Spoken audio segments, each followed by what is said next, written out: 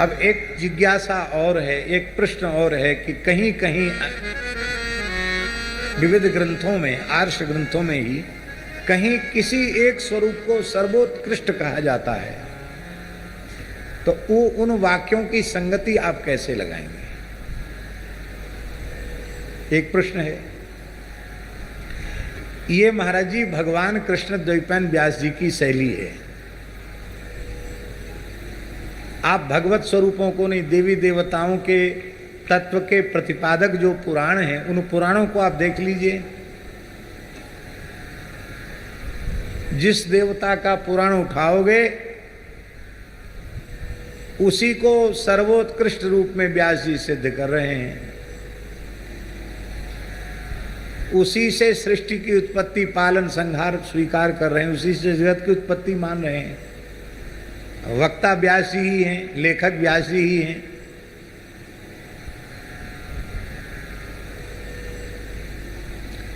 और कई बार लोग बड़े भ्रम में पड़ जाते हैं। भ्रम में डालने के लिए भगवान व्यास ने कुछ नहीं किया। सारा प्रयत्न भ्रम भंजन के लिए, भ्रम में डालने के लिए भगवान व्यास प्रयत्न करेंगे।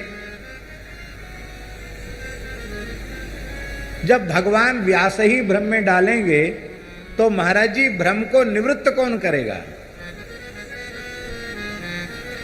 इसलिए भगवान व्यास जी की शैली ये है कि जिस उपासक का जो उपास्य स्वरूप इष्ट है, उस इष्ट स्वरूप को सर्वोपरि मानकर अपने अंतःकरण में वह उपासक प्रतिष्ठित करे। केवल यह प्रयोजन है भगवान व्यास का। एक समाधान। और दूसरा समाधान महाराज जी ये है, जहां तत्त देवी देवताओं को सर्वोत्कृष्ट रूप में प्रतिपादित किया जा रहा है, वहां देवता विशेष, देवी विशेष को ध्यान में रखकर नहीं, तदंतर्यामी जो भगवत तत्व है, उस भगवत तत्व को लक्ष्य करके उनकी सर्वोत्कृष्टता का प्रतिपादन किया जा रहा है।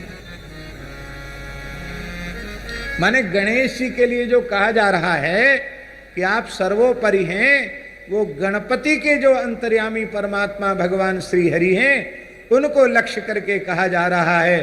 त्वं ब्रह्मा त्वं विष्णुस्त्वं रुद्रस्त्वं इंद्रस्त्वं अग्निस्त्वं वायुस्त्वं सूर्यस्त्वं चंद्रमास त्वं ब्रह्म भूर्भुवस्वरोम त्वमेव प्रत्यक्षम तत्त्वमसि। इत्यादि प्रकार के जो वचन हैं, उनका प्रयोजन है देवता नहीं, देवी नहीं, उनका अंतर्यामी जो परमात्मा है, उसको लक्ष्य करके भगवान वेद कह रहे हैं। इसलिए सब पुराणों में सब कुछ कहने के बाद भगवान व्यास ने कहा, आलोड्य सर्वशास्त्राणि विचार्य च पुनः पुनः इदमेकम सुनिष्पन्नम ध्येयो नारायण सदा। भगवान की भक्ति ही सर्वोपरि है। भगवान ध्येय हैं, भगवान वंद्य हैं, भगवान पूज्य हैं, भगवान ही शरण हैं। क्योंकि शिव विरंचिनुतम शरण्यम, शिवजी के द्वारा नमस्कृत भगवान हैं, ब्रह्मा जी के द्वारा नमस्कृत भगवान हैं, और उनके भी शरण ग्रहण करने के योग्य हैं। योग्य का अर्थ यहां ब्रह्मा जी भी उन्हीं की शरण में रहते हैं, शिव जी भी उन्हीं की शरण में रहते हैं।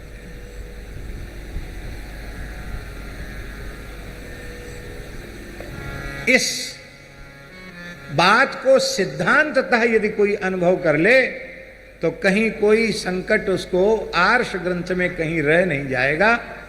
बस बात ठीक से भीतर से समझ में आनी चाहिए। बोलो भक्तवत्सल भगवान की जय। इन भगवान के अवतारों का जो सायंकाल प्रातः काल स्मरण करते हैं, भक्त्या भक्ति पूर्वक स्मरण करते हैं, तो दुःखग्रामाद् विमुच्यते, संपूर्ण दुखों से मुक्त हो जाते हैं। जन्म गुह्यम भगवतो य एतत्रेतो नरः सायं प्रातर् गृह्णन् भक्त्या दुःखग्रामाद् विमुच्यते, दुःखग्रामाद् विमुच्यते। संपूर्ण दुख समूह से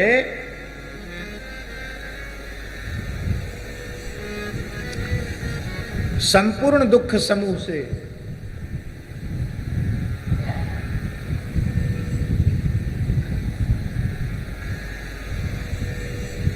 मुक्त हो जाता है।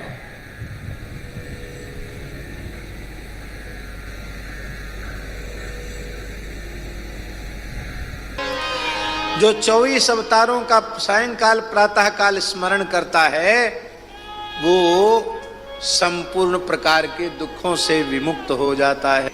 24 अवतार स्मरण करने से संपूर्ण दुख नष्ट हो जाते हैं। जय जय मीन बराह कमठ नर हरि बलि बामन। जय जय मीन बराह कमठ नर हरि बलि बामन।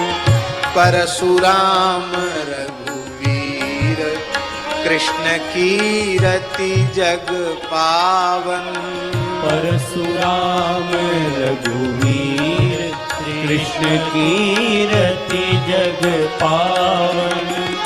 बुद्ध कल की अरु व्यास प्रथु हरिहंस मनवंतर।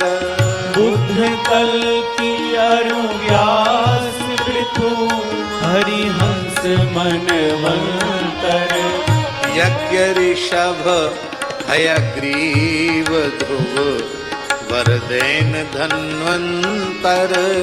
यज्ञ ऋषभ हयग्रीव ध्रुव वरदेन धन्वंतर। बद्रीपति दत्त कपिल देव सनकादिक करुणा करो। बद्रीपति दत्त कपिल देव सनकादिक करुणा करो। 24 रूप लीला रुचिर श्री अग्रदास पुरपद धरो। 24 रूप लीला रुचिर श्री अग्रदास पुरपद धरो। संसार समस्याओं से ग्रसित है और समस्याओं के समाधान के लिए जगह जगह जाना भी पड़ता लोगों को। इस समय तो टीवी पर बहुत प्रचार आता है, लाल धागा वाला, काला धागा वाला, नजरोटा वाला, और पता नहीं अब वो आना बंद हो गया कि चालू है कि समोसा खा लो समस्या समाधान हो जाएगा, रसगुल्ला खा लो तो कृपा जो रुक रही है वो आनी शुरू हो जाएगी। और सब जगह भीड़ लग रही है, आश्चर्य की बात है। लेकिन हमारा उन लोगों से निवेदन है कि इधर उधर भटकने की आवश्यकता नहीं है। प्रातःकाल उठते ही भगवान के 24 अवतारों का भक्ति पूर्वक स्मरण करें और सोते समय भगवान के 24 अवतारों का भक्ति पूर्वक स्मरण करें। तो सूत जी का वचन है, भगवान व्यास का वचन है, दुख ग्रामाद विमुच्यते, संपूर्ण दुखों से विमुक्त हो जाएगा। बोलो भक्तवत्सल भगवान की। हमारे वृंदावन में एक निम्बार्क संप्रदाय के संत थे, वयोवृद्ध महापुरुष थे, अब उनका शरीर नहीं है, बहुत अच्छे संत। गोरेलाल जी में उत्सव हो रहा था, समाज हो रहा था, समाज में वो बैठे थे। तो हमने सुना था कि वो बहुत बीमार हो गए थे, लेकिन वो बढ़िया से बैठ के समाज में बैठकर गा रहे थे। तो दंडोत प्रणाम हुआ। हमने कहा महाराज जी, हमने तो आपके बारे में सुना कि आप बहुत अस्वस्थ हैं और कोई मेरुदंड में समस्या आ गई है, साइटिका हो गया है, आप हिलडुल भी नहीं सक रहे हैं, आप तो बिल्कुल वृद्ध शरीर था, अकेले चल के आए थे। तो हमने कहा आप स्वस्थ हैं, कैसे स्वस्थ हुए? तो उन्होंने एक बड़ी विचित्र बात बताई। उन्होंने कहा कि हमने आपकी कथा की कैसेट हम बीमार पड़े थे लगा दी किसी ने, संत ने, और उसमें आया कि 24 अवतारों का नाम ले तो सारे दुख छूट जाते हैं। तो बोले ये छप्पे तो हमको पहले से कंठस्थ रहा भक्तमाल जी का जय जय मीन वराह, बस इसी को हम भीतरी भीतर जपने लगे और बोले बिना गोली दवाई के बिल्कुल ठीक हो गए हैं। हमने कहा महाराज जी आयु कितनी हो गई है? बोले ज़्यादा नहीं, 88 वर्ष में चल रहे हैं। तो दास को यह अनुभव हुआ कि उनका जो सरल विश्वास है, उस विश्वास का क्या दिव्य परिणाम, वो हम लोग कहते सुनते रहते हैं, बारंबार कहते हैं, फिर भी हम लोग अपने दुखों की निवृत्ति के लिए भगवदाश्रय से विमुख होकर न जाने क्या क्या करते हैं। भगवान की शरणागति सबसे श्रेष्ठ है, लेकिन शरणागति की एक ही मर्यादा है, अन्याश्रय विहीन होना चाहिए शरणागति। अन्याश्रयेण प्रपत्तिर्बाधिता भवति।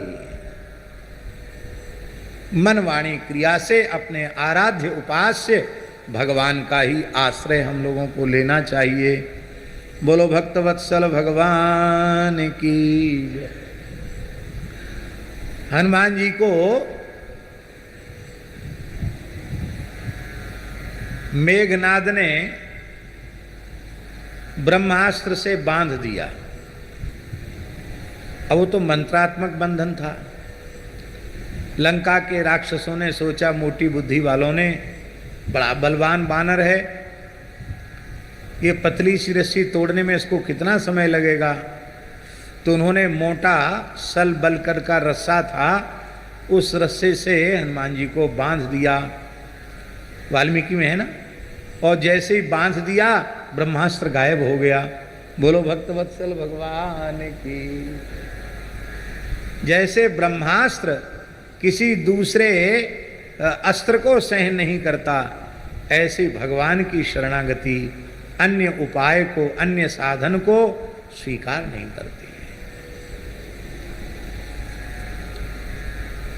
दास बारंबार निवेदन करता है, मोक्ष के लिए, संसार चक्र से छूटने के लिए अन्य साधक साधन किया करें। शरणागत तो उसी क्षण संसार चक्र से विमुक्त हो गया जिस क्षण उसने भगवान की शरण ग्रहण कर ली। अब संसार चक्र से छूटने के लिए कोई साधन नहीं है। इसलिए प्रपन्न को हमारा कल्याण कैसे होगा इसकी चिंता करने का भी अधिकार नहीं है। अब आवश्यकता है कि भगवान ने कृपा करके यह शरीर दिया है, यह शरीर अपने प्रारब्ध का शेष जब तक न कर ले तब तक तो इस शरीर को रखना पड़ेगा कि नहीं? ये रहेगा भगवत संकल्प से। तो तब तक हम अपना कालक्षेप कैसे करें? तो एक प्रपन्न को, शरणागत को, भगवत भक्त को जैसे कालक्षेप करना चाहिए, उस पद्धति से भगवान के भक्त को कालक्षेप करना चाहिए। बस यही उसका प्रयोजन है। वो किसी वस्तु या किसी पदार्थ की प्राप्ति के लिए साधन नहीं कर रहा है। इसलिए उसका साधन जो है वो लौकिक पारलौकिक पदार्थों की, भोगों की प्राप्ति के लिए नहीं, भगवद मुखोल्लासार्थ है। भगवान प्रसन्न होवें, क्योंकि यह वैदिक धर्म भगवान की आज्ञा है, इसका पालन करो तो भगवान प्रसन्न हो, इसलिए वो करता है। और करने के बाद करोति यद्यत् सकलम परस्मै नारायणायेति समर्पयेत्। बड़ी सुंदर बात भगवान ने बताई। और एक बड़ी विलक्षण बात है कि अवतार चरित्रों का स्मरण करने के बाद सूत जी कह रहे हैं, इदम भागवतम नाम पुराणम ब्रह्म संहितम उत्तम श्लोक चरितम चकार भगवान ऋषि। कहते हैं इदम भागवतम। इदम भागवतम का अर्थ क्या है? भगवान के अवतार चरित्रों का निरूपण, इसी का नाम भागवत है। श्रीमद् भागवत भगवान के अवतार चरित्रों का प्रधान पोषक ग्रंथ है। इसलिए प्रथम स्कंद से लेके 12वें स्कंद तक बारंबार भगवान के अवतारों की चर्चा, किसी न किसी प्रसंग में भगवान के दशावतार, भगवान के 24 अवतार अथवा भगवान के अन्य विशिष्ट अवतार, उनकी चर्चा श्रीमद् भागवत में की गई है। यह ब्रह्म सम्मित है, वेद तुल्य है और यह श्रीमद् भागवत नामक यह दिव्य पुराण है। भगवान कृष्णद्वैपायन व्यास जी ने भगवान के अनुग्रह से इसको प्रकट किया है और संसार के परम कल्याण के लिए, सबका हित करने के लिए उन भगवान व्यास ने इस दिव्य ग्रंथ को प्रकट करके अपने पुत्र श्री शुक को सुतमात्मवतांबरम आत्मवतांबरम सुतम तत् इदम ग्राह्यामास। आत्मवेत्ताओं में जो ब्रह्मवेत्ताओं में आत्मवेत्ताओं में जो सबसे श्रेष्ठ हैं, ऐसे आत्माराम आप्त काम पूर्ण काम परम निष्काम श्री सुखदेव जी को यह प्रदान किया।